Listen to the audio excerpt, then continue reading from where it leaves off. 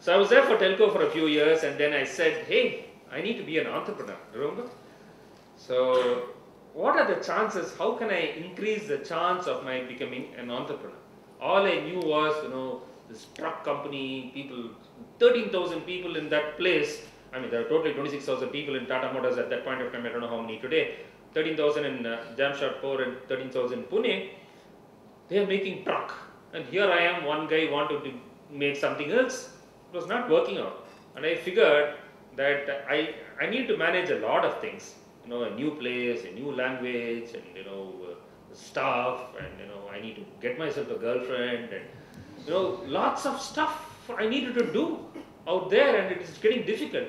So I figured I need to be in a place where a lot of these variables become constants, and that is Chennai, where my dad and mom are there. I said, if I go to Chennai, get myself a job, all problems will get solved. My parents will get me a girl. Problem is solved. My food problem is solved. My language problem is solved. I can focus on entrepreneurship and become an entrepreneur. So I quit my job and joined India Pistons, which was in Chennai. But there's trouble. I realized entrepreneurship is taking the first risk. It is quitting. Entrepreneurship, in my opinion, was quitting. I just couldn't quit. And worse, I was doing pretty well in India Pistons. They kept on telling, you're doing well in amalgamation group, you're the youngest divisional manager, and I was never ever, I was not able to become an entrepreneur.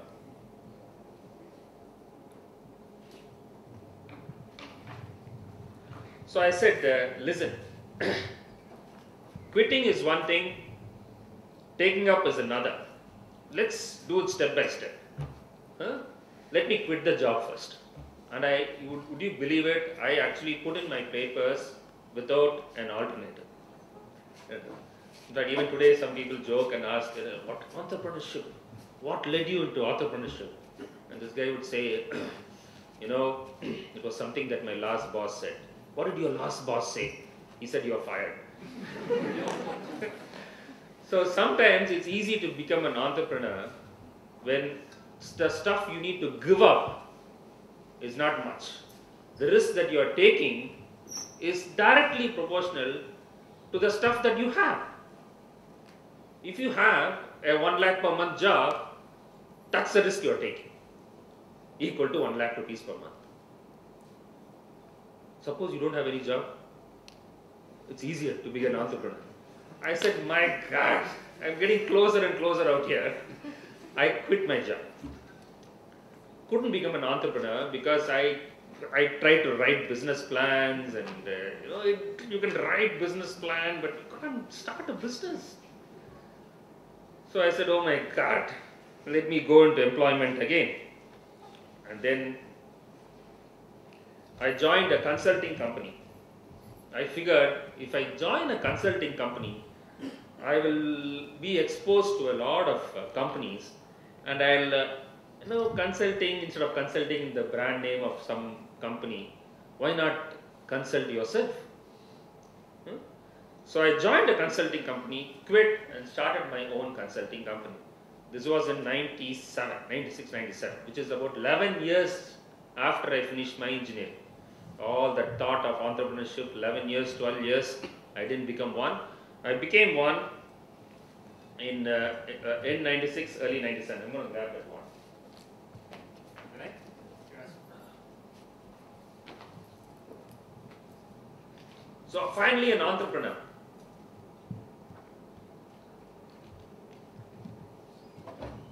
I failed. Oh, there's another one. I failed. Then I figured that, the consulting company I started, what can go wrong? The company can go wrong, or I could go wrong. I can't be wrong. So the company is wrong. So I said, let me start another consulting company. I'm not going into details. But if you guys think this is serious enough and you are ready for a joke, would you like a joke on consulting company? Film, you are a consultant, no? If you don't mind, I'll give you a consulting joke. Here was this guy, 5:25. I will finish before 5:45. Are you guys ready for another joke on consulting? Yeah? Oh, okay. Here was this guy who came in a Ferrari and then went to Vellore district where there was a heavy duty shepherd. In fact, he was heavy duty because he had 5,678 sheep.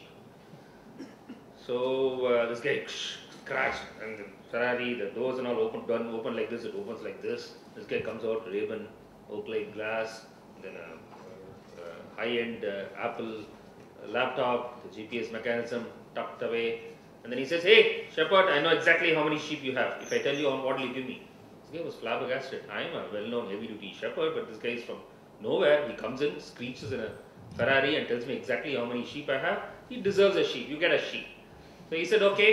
You open the Apple laptop, the GPS mechanism, and then scan the Vellore district, how many sheep, complex algorithm, each cell, how many sheep, 1.6633 sheep per cell, and so many cells, blah, blah, blah, blah. Hey, you've got 5,678 sheep. He was flabbergasted. My God, you're right, take a sheep and go. Put a sheep, and then he was about to go, and he said, "What will you give me if I tell you exactly who you are?" Philip?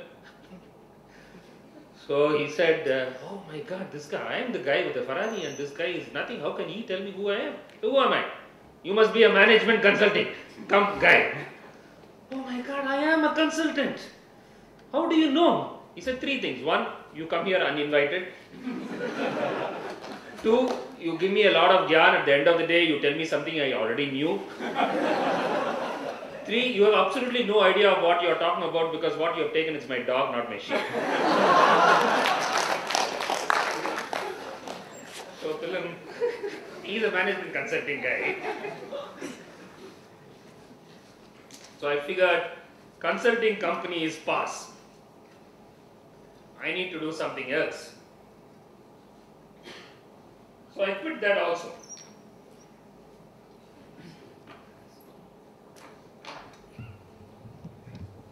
I quit that also, and even before that I decided there should be one smart, intelligent person in the family. So I married a PhD. So my wife, she did a PhD in biotechnology here, and she had an opportunity to do her postdoc in the University of California, San Diego. And last minute she took our son along with, because she started crying. "I can't be without my son. I can be without a husband, but no son." I kind of understood that. So she took my son. So she was there in the lab, UCSD, with my son who was 4 years old, and it was hell. She didn't know driving. She had to take a bus, put him in the preschool, go to the lab, take a bus, come back, take him to the preschool, and then put him in a creche, go back to the lab, come back, pick him up, take him to the lab. Fortunately, the lab allowed her to take children. Most labs in the US don't because of some accident, some insurance thing. And then go there, and then my son was feeling miserable, she was feeling miserable. What she needed was an extremely good-looking, smart, handsome, go-getting chauffeur. I volunteered.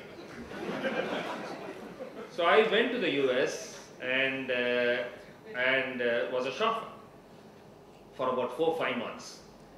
And then while I was there, I had a lot of time. Didn't have a lot of money, but had time. That was the time, 98 and 9, when the internet boom was starting. In India Pistons, I was in international business, so I understood how overseas business is done. Internet business was booming, so I signed up for a course on how to understanding internet architecture. Then I figured that I have a business plan. I have done business plans before and it didn't work, but this time I was in the US. I had a lot of time. I had nothing else to do between dropping my wife, picking up my child. So I wrote this business plan. I'm not going to bore you about my business, but suffice it to say that it addressed, at that time, overseas sourcing also was viewed seriously by US companies. They wanted to source products from outside. Only problem was, when I wanted a query on what's happening to my order, what's happening to my product, what's happening here, what's happening there, we are all sleepy because of the time difference. So I said, why not use internet as a media to provide, to increase the velocity of information and provide it at the fingertips of overseas buyers. I won't bore you with the details, but I had this business plan, and then came back to India with my son. My wife was still there, that's another story. She came only after 2.5 years after finishing her postdoc there. But back here, there was no salary for a few months. You travel cattle class. When I was when I was division manager, I was doing business class here and there. Then when you do travel by cattle class also was a stretch. You stay in Motel 6 in the US and try and get business. Now this is important. Is entrepreneurship ownership? When I came back, I needed money. I didn't have enough money. I had this idea, I had this business plan. People were willing to, the venture capitalists were willing to give money. What did they want in return? They wanted equity in return. So if I tell myself that entrepreneurship is ownership, am I trading entrepreneurship? Am I becoming less of an entrepreneur if I give some equity to a venture capital company? Was a conundrum I was grappling with. Then is giving up on ownership, losing control?